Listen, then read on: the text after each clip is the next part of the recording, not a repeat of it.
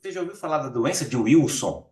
A doença de Wilson é uma doença genética que causa uma dificuldade no corpo em excretar cobre. Então, o cobre se acumula no organismo. Os principais órgãos que são acometidos por esse acúmulo anormal de cobre é o cérebro e o fígado. Então, no caso do fígado, pode acontecer desde um aumento assintomático do volume do fígado, uma hepatomegalia, até uma cirrose com hipertensão portal, etc. No caso dos sintomas neurológicos, acontece o seguinte: o paciente pode abrir o quadro com um quadro psiquiátrico, que geralmente é síndrome do pânico, isolamento, uma alteração de personalidade. Pode acontecer o paciente falar menos ou parar de falar. E também tem alteração cognitiva, velocidade de processamento de pensamentos, funções executivas, que são as funções de planejamento de tarefas de múltiplos passos, exercidas pelo lobo frontal, e distúrbios do movimento. Os distúrbios do movimento mais comuns na doença de Wilson são a distonia, que geralmente é distonia generalizada pelo corpo inteiro, mas na face.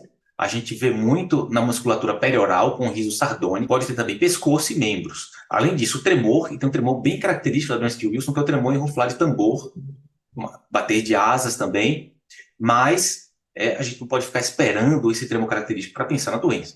A ataxia também é bastante comum, ataxia cerebelar, parkinsonismo, e geralmente é uma combinação de todos esses sintomas, principalmente distonia, parkinsonismo e o tremor. Outra coisa bastante comum é a alteração de fala, e geralmente aí é multifatorial, pelo parkinsonismo, a desatrofonia, pela distonia, uma disfonia espasmódica. Então pode acontecer do paciente ficar anárquico realmente, ou seja, parar de falar, ou diminuir muito a fluência verbal, então a quantidade de palavras emitidas por minuto. Além de cérebro e fígado, a doença de Wilson pode acometer outras regiões do corpo, tá?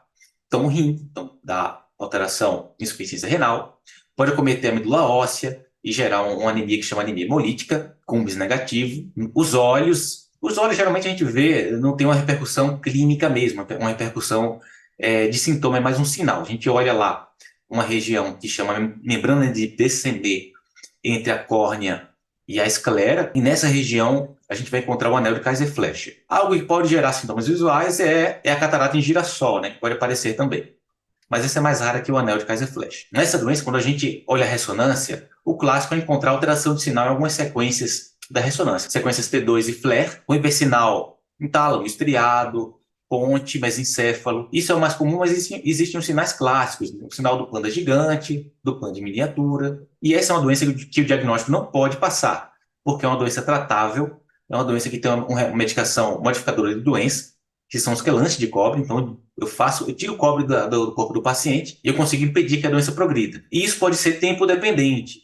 Então, se o diagnóstico demora a ser feito e o tratamento demora a ser implementado, e aqui um detalhe, eu não posso começar com a dose cheia do remédio de uma vez, porque pode dar problema também, o paciente pode ficar com sequelas irreversíveis. Então, estaciona a doença, mas as sequelas permanecem. Então, quanto mais cedo o diagnóstico, quanto mais cedo a implementação do tratamento, melhor o prognóstico do paciente, o prognóstico funcional. Tem outro detalhe aqui na doença de Wilson, que é frequente também, o paciente continuar melhorando, mesmo após anos aí de uso do medicamento. Um ano, dois anos, 3 anos, ainda adquirir algum grau de melhora, sabe? Então, essa foi a doença de Wilson.